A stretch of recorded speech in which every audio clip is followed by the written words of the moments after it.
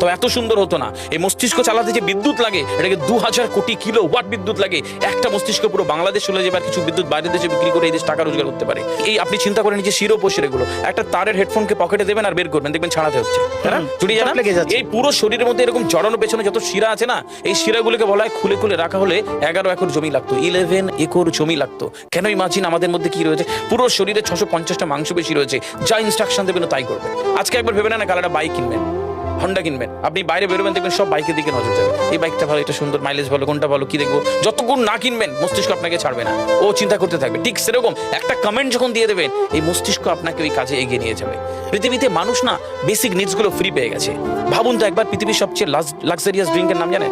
পৃথিবীর সবচেয়ে লাক্সারিয়াস ড্রিঙ্কের নাম হচ্ছে পানি। পানি, জল।